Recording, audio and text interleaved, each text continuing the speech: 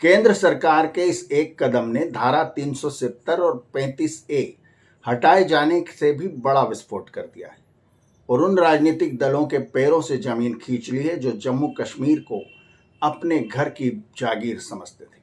नमस्कार, स से सियासत में आपका स्वागत है। मैं वेद मिश्रा। आज हम बात कर रहे हैं उस हंगामे की, उस तहलके की, उस विस्फोट की जो धारा 370 और 35A हटाने से भी बड़ा साबित हुआ है।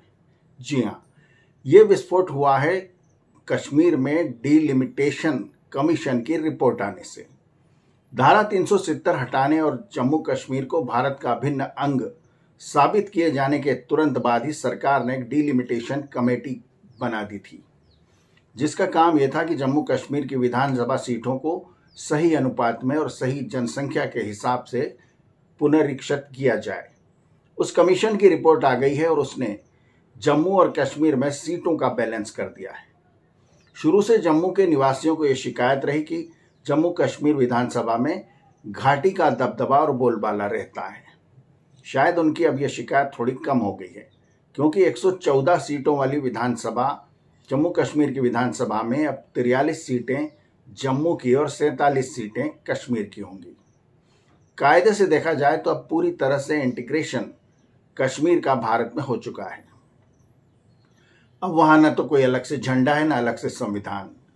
150 केंद्र सरकार के या भारत सरकार के ऐसे कानून थे जो जम्मू कश्मीर में लागू नहीं होते थे धारा 370 के पूर्व, लेकिन अब वे सभी कानून भी जम्मू कश्मीर में लागू हैं और उनका कोई अलग से झंडा या कोई संविधान अब नहीं बचा है।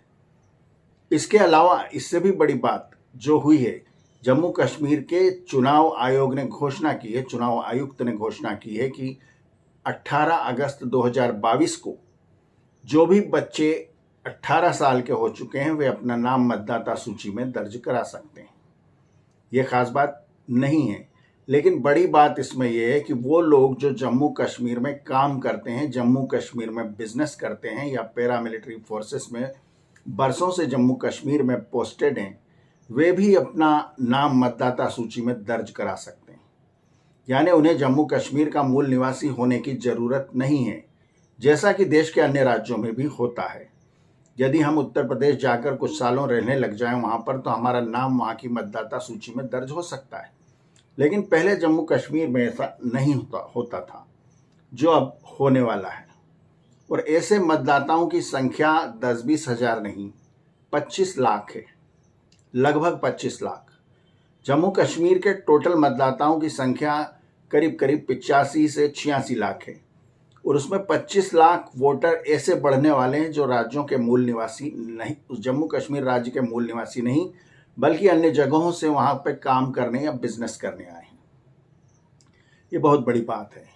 लेकिन ऐसा नहीं है कि सिर्फ ये 25 लाख मतदाता जम्मू कश्मीर में भारतीय जनता पार्टी की सरकार बनवा देंगे या वहां भारतीय जनता पार्टी का सीएम बन जाएगा।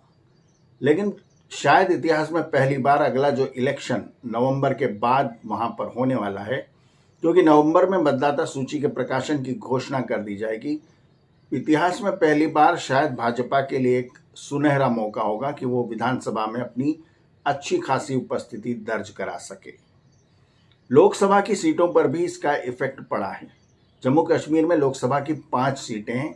अब सभी 5 सीटों में 18-18 विधानसभाएं हो जाएंगी, जैसा कि देश के दूसरे हिस्सों में होता है। दरअसल जम्मू कश्मीर का माहौल अब बदल रहा है।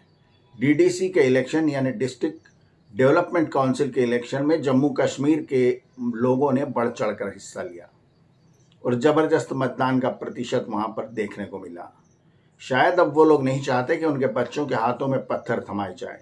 वे भी अब रोजगार और सुनहरा भविष्य अपने बच्चों के लिए चाहते हैं। लेकिन इस कदम से स्पेशली 25 लाख नए मतदाता जुड़ने से वहां के परंपरागत राजनीतिक दल बेहद खफा हो गए हैं। उमर अब्दुल्ला ने कहा कि बीजेपी बैकडोर से एंट्री मारना चाहती है। महबूबा मुफ्ती ने भी लगभग यही दोहराया। याद रखिए, ये वही महबूबा मुफ्ती हैं जिन्होंने कहा था अगर धारा 370 कश्मीर से हटाई गई तो तिरंगा उठाने वाला कोई नहीं बचेगा। लेकिन हमने अमृत महोत्सव 75वां जो हाल ही में मनाया गया, उसमें देखा कि श्रीनगर में हजारों की संख्या में युवा और बच्चे तिरंगा थामे देशभक्ति के तराने गा रहे थे। जाहिर है जम्मू कश्मीर अब बदल रहा है और ये कदम सरकार के लिए मील का पत्थर साबित होगा, साथ ही जम्मू कश्मीर के लोगों के लिए भी। वहाँ रोजगार के अवसर बढ़ेंगे और बहुत सी सुविधाएं भी बढ़ने वाली हैं। लगभग इसी तरह की स्कीम का अंदाजा लगाया था सरदार पटेल ने जब वे भारत को एकीकृत कर रहे थे। उनका सुझाव था, उन्होंने सरकार को सुझाव दिया था कि हर साल पैरामिलिट्री फोर्सेस और मिलिट्री से जो जवान रिटायर होते हैं उन्हें जम्मू कश्मीर में बसाया दिया जाए। अगर हर साल ऐसा किया जाएगा तो 20-25 साल में यह स्थिति ऐसी हो जाएगी कि वहाँ पे डेमोग्राफिक असंतुलन समाप्त हो जाएगा। साथ ही अलगाववाद जिस तरह से बढ़ा है उस तरह से वो नहीं बढ़ पाता अगर ऐसा किया गया होता, क्योंकि पैरामिलिट्री फोर्सेस और मिलिट्री के जवान के होने से आस पड़ोस में सुरक्षा का एक एहसास आम जनता में स्थापित होता है। खैर वो नहीं हो पाया, लेकिन लगता है भारत सरकार या मोदी उस दिशा में अब बढ़ना शुरू कर दिए हैं। तो ये जो 25 लाख मतदाता दूसरे राज्यों के जम्मू कश्मीर विधानसभा में जब वोट डालने जाएंगे तो शायद परिस्थिति भिन्न होगी। सहज सियासत में आज इतना ही। अगले किसी मुद्दे पर फिर आपसे बात करेंगे। तब तक के लिए धन्यवाद। वीडियो देखने का बहुत शुक्रिया। चैनल को सब्सक्राइब करें और अपने दोस्तों के साथ इसे शेयर करें। धन्यवाद। Thank you. नमस्ते।